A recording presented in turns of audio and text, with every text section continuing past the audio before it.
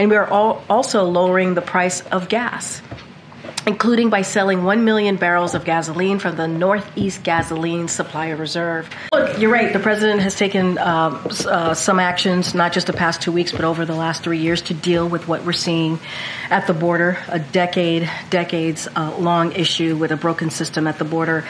Are you guys here at the White House in full-blown freak-out mode? What are you talking about? What are you talking about? There's a Politico Peter? story. It sounds like Democrats outside, the quote is, Biden's stubbornly poor polling and the stakes of the election are creating the freak-out.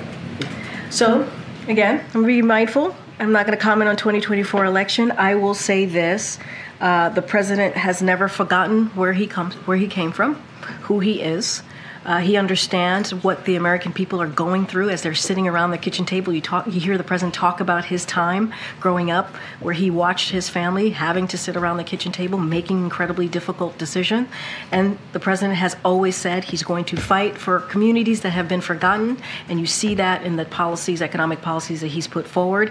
He's going to continue to fight for the middle class. He's going to continue to fight in every way that he can. You heard me at the beginning talk about junk fees, incredibly important. And he's going to continue to fight and to make sure, that corporation greed doesn't continue to take hold.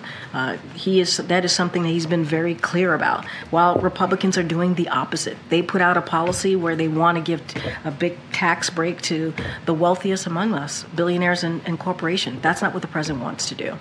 Given the makeup of this court and other controversial rulings that this president has condemned, does the president have faith in this court? Does he have faith in the court? And would he consider publicly supporting what some Democrats are calling for, which is reform of the Supreme Court, whether that be expansion of membership or term limits? So look, I don't have any announcement to make at this time on your question about reform, but I think I made this announcement last week about what the president has worked very hard to do in partnership with the Senate is making sure that we nominate extraordinarily qualified men and women and who are dedicated to the Constitution and who represent, right? We're talking about representation of the diversity of this country, the diversity of America. And that's a commitment that he's made. And just last week, she's a partner. He believes she's effective. He believes that when he talks about policy, when he gets things done on the American people, he's doing that in partnership with the vice president. As it relates to how voters are feeling, battleground states, I just can't speak to that from here.